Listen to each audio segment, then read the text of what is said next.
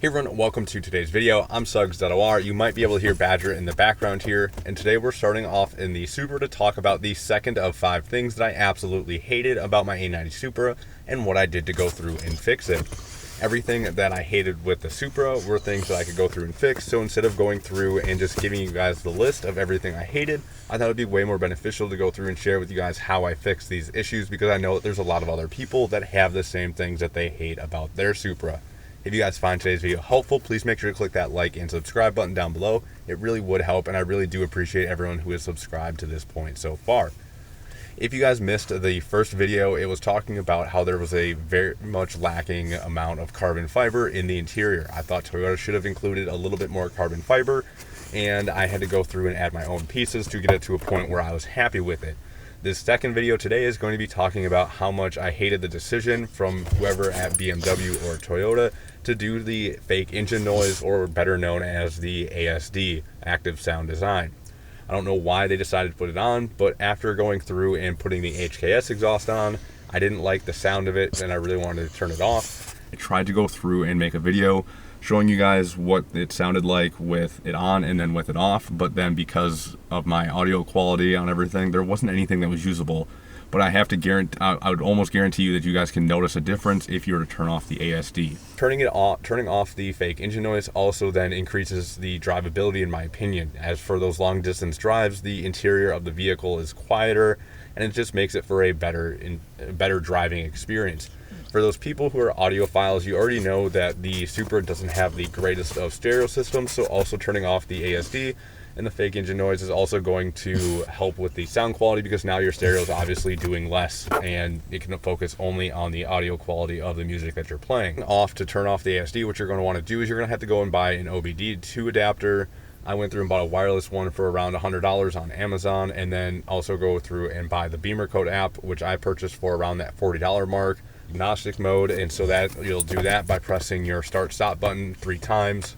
There'll be a little notification on your dash that says enter diagnostic mode, if I could use my words, and then you'll be all good to go. So I have the Beamer Code app pulled up. This is going to be something that takes a little bit of time, so you want to make sure that you have enough time to go through and do it. I like to go through and I like to go down to get to the BMW Z4. It doesn't matter I've gone through and coded a couple different things, and you get better things you can code with the Z4 selection instead of going with the Toyota Supra selection. And so I don't code in the Supra one, I just go to the Z4 because you get more stuff. So you go into that, it'll connect. It does take a couple minutes. Okay, so now that it's connected, you can see that this is everything that comes in the ECU. It doesn't matter if you have the locked ECU or you don't. I have a locked ECU and I'm still able to do this. So also too, before we go through and do all the programming, make sure that you're comfortable with doing the programming. I'm not responsible for anything that happens to your ECU when you go through and do this. This is me just going through and doing it and showing you guys how I did it. So to turn off the active sound design, or to turn off the fake engine noise, you'll just click on that first one. Everything will pop up. Normally, you'll click on that. Normally this is not checked, so you'll check this, you'll click OK. In the top right corner, normally if it's something you haven't coded before, the code button will light up. You can press code, it'll go through. Your car will restart a couple times, and then once your car turns back on, there will be a couple warning lights that pop up. Turn off your car, turn it back on, and every time that I've done that, the warning lights have disappeared and I haven't noticed anything else. The car's been to Toyota a couple times for service already, for like oil changes. They haven't noticed anything. So you should be pretty good with all of that. As I said, turning off the sound, the active sound, is something that I feel like every Supra owner should do. It does take a couple minutes, so you want to make sure that you have the time to do it. And it just makes the car sound better, everything drive better, and it just overall improves the video, or the quality of the vehicle, in my opinion.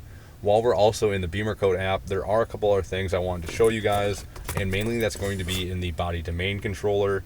This is going to take a while to open, so through the power of editing, we'll get to when it's opened. It takes a long time to open.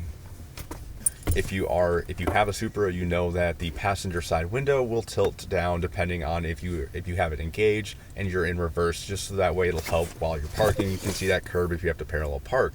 In my opinion, when I went through and originally had it, I really liked it, but you couldn't really see anything behind you, and it just tilted too far down. It looked like it was tilting just pretty much straight at the ground.